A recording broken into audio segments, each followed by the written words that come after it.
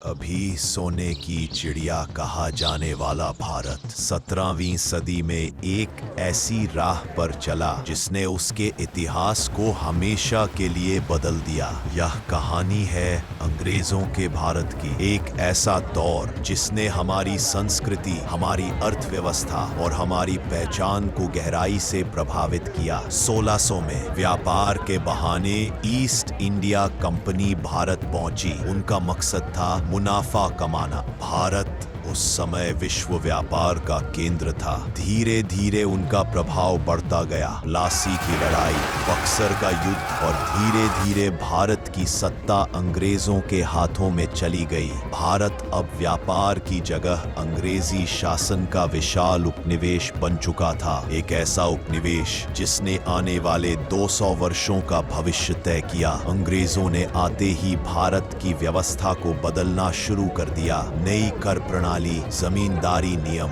और सख्त प्रशासनिक कानून लागू किए गए। कभी विश्व प्रसिद्ध भारतीय कपड़ा उद्योग उनकी नीतियों के कारण धीरे धीरे बर्बाद हो गया। भारतीय मजदूर बेरोजगार हुए और इंग्लैंड की फैक्ट्रियां चमक उठी। शिक्षा व्यवस्था भी बदली, अंग्रेजी भाषा को बढ़ावा मिला, नए स्कूल कॉलेज खोले गए और भारत का एक नया पढ़ा लिखा वर्ग तैयार हुआ। यही वर्ग आगे चलकर स्वतंत्रता आंदोलन की रीढ़ साबित हुआ। अंग्रेजी शासन ने भारत की संस्कृति और समाज पर गहरी छाप छोड़ी। कई पुरानी परंपराएं टूट गई, कई नई व्यवस्थाएं बनी। सती प्रथा जैसी कुप्रथाओं का अंत हुआ, लेकिन साथ ही भारत अपनी जमीन पर दूसरे दर्जे का देश बन गया। लोगों में निराशा थी, दर्द था, लेकिन यही दर्द एक नई सोच पैदा कर रहा था, आजादी की सोच। 1857 का विद्रोह, भारत की पहली बड़ी लड़ाई, अंग्रेजी शासन की नींव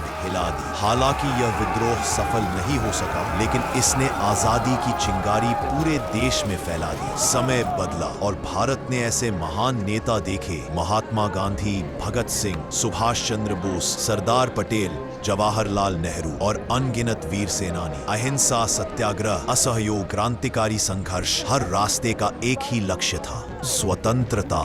200 साल लंबी लड़ाई के बाद आखिरकार भारत ने 15 अगस्त 1947 को आजादी की सांस ली। अंग्रेजों का भारत एक ऐसा अध्याय जिसने हमें दर्द भी दिया और एकजुट भी किया। इस इतिहास ने हमें सिखाया कि स्वतंत्रता कोई उपहार नहीं, बल्कि त्याग और संघर्ष का परिणाम है। आज हम जिस भारत को देखते हैं वह उसी संघर्ष, उसी बलिदान और उसी इतिहास पर खड़ा है। यह कहानी हमेशा याद दिलाती है कि किसी भी देश की आत्मा उसकी आजादी में बसती है।